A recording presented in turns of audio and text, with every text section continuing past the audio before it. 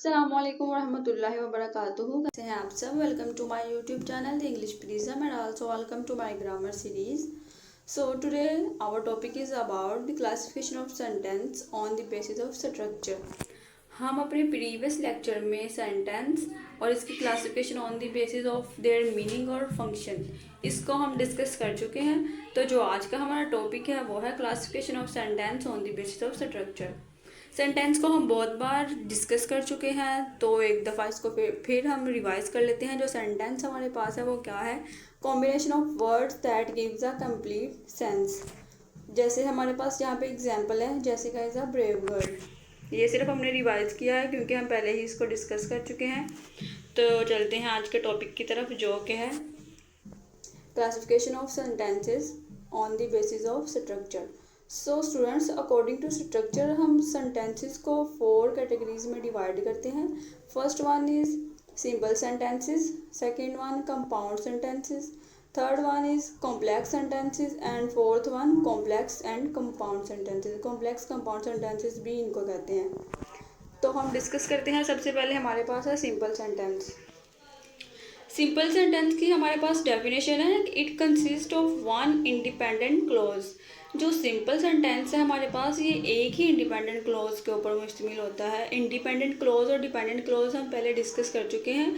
Students, independent clause हमारे पास वो है जो कि उसको अपनी सेंस प्रोवाइड करने के लिए या इंफॉर्मेशन प्रोवाइड करने के लिए किसी भी चीज़ के साथ कंबाइन होने की, यानी कि किसी भी सेंटेंस या वर्ड्स के साथ कंबाइन होने की ज़रूरत नहीं होती, तो वो हमारे पास होती है इंडिपेंडेंट क्लॉज।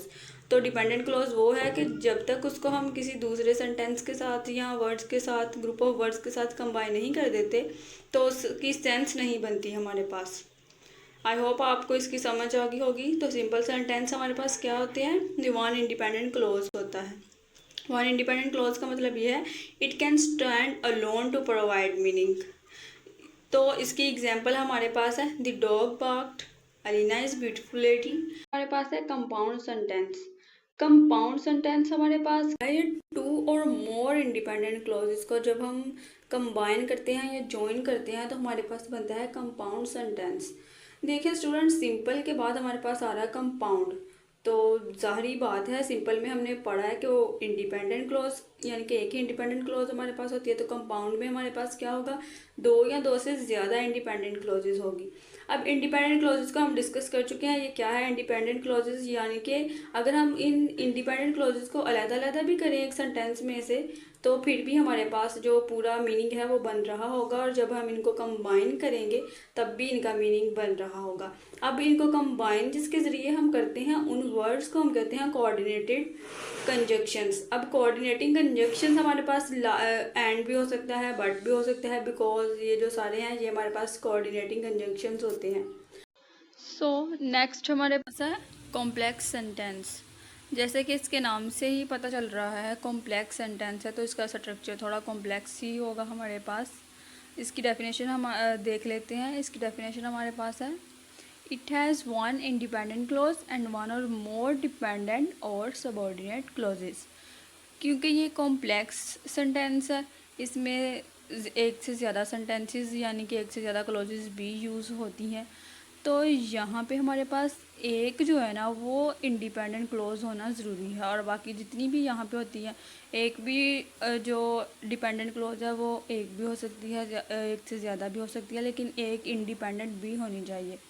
अब जब एक इंडिपेंडेंट और बाकी एक या दो से ज़्यादा है जो डिपेंडेंट क्लॉजेज है, जब उनको हम आपस में जॉइन करवाएंगे तो यहाँ पे हमारे पास बनेगा एक कॉम्प्लेक्स स्ट्रक्चर। उस कॉम्प्लेक्स स्ट्रक्चर को हम कहते हैं कॉम्प्लेक्स सेंटेंस। अब यहाँ पे हमारे पास इसकी एग्जाम्पल है, because the dog barked the cat run away. यहाँ पे देखें, बिकॉज द डॉग बार्क्ड। अब ये जो हमारे पास है ये हमारे पास डिपेंडेंट या सबऑर्डिनेट क्लॉज है, क्योंकि इससे हमें पूरी सेंस नहीं है कि मिल रही कि बिकॉज द डॉग बार्क्ड, यानी कि हमें पता नहीं चल रहा कि सेंटेंस किस चीज़ के रिलेटेड हमें बताया जा रहा है। लेकिन जब हम इसकी जो नेक्स्ट क्लॉज है, द कैट रन अवे, अब इसको अगर हम वैसे भी बोल देंगे द कैट रन अवे, तो हमें पता चल रहा है कि जो बिल्ली है वो भाग गई है। लेकिन जब इसकी जो फर्स्ट वाली लाइन अगर हम उसको बोलेंगे तो हमें इसकी समझ नहीं आ रही, इसकी एक सेंस नहीं बन रही। तो यहाँ पे हमारे पास द कैट रन अवे वो क्या है? इंडिपेंडेंट क्लॉज है, और बिकॉज द डॉग बार्क्ड ये हमारे पास डिपेंडेंट क्लॉज है। तो ये दोनों मिल जाती हैं, जब जॉइन होती है तो हमारे पास बनता है कॉम्प्लेक्स सेंटेंस। नेक्स्ट जो हमारे पास है वो हमारे पास है कंपाउंड कॉम्प्लेक्स सेंटेंस। अब कंपाउंड कॉम्प्लेक्स सेंटेंस क्या है कि इसमें कंपाउंड सेंटेंसेस और कॉम्प्लेक्स सेंटेंसेस दोनों के ही एलिमेंट्स पाए जाते हैं। दोनों के एलिमेंट्स होंगे, यानी कि इनमें एक इंडिपेंडेंट या एक से ज़्यादा इंडिपेंडेंट और डिपेंडेंट क्लॉजेस भी हो सकती हैं। यहाँ पे इसकी एग्जांपल देखें, because the dog barked, the cat run away and the birds flew from the trees. अब यहाँ पे देखें 3 क्लॉजेज यूज़ हुई हैं। सबसे पहले है बिकॉज द डॉग बार्क्ड, और second one the cat run away. अब थर्ड वाली है and the birds flew from the trees. अब यहाँ पे the cat run away, the birds flew from the trees, ये दोनों जो है ना, ये दोनों इंडिपेंडेंट क्लॉजेज हैं। यहाँ पे हमारे पास birds flew from the trees, अगर आप ये बोलेंगे तो आपको इसकी भी सेंस बन रही है। आप और जब आप बोलेंगे द कैट रन अवे, इसकी भी सेंस बन रही है। लेकिन जब हम बोलते हैं बिकॉज द डॉग बार्क्ड, तो इसकी सेंस हमारे पास नहीं बनती। तो यहाँ पे जो 2 क्लॉजेज हमारे पास है, the cat run away and the birds flew from the trees, ये दोनों हमारे पास कौन सी है, ये इंडिपेंडेंट क्लॉज है। और जो फर्स्ट वन वाली है वो हमारे पास डिपेंडेंट क्लॉज है। आई होप आपको इस लेक्चर की समझ आ गई होगी। Don't forget to like, share and subscribe my channel. अल्लाह हाफिज़।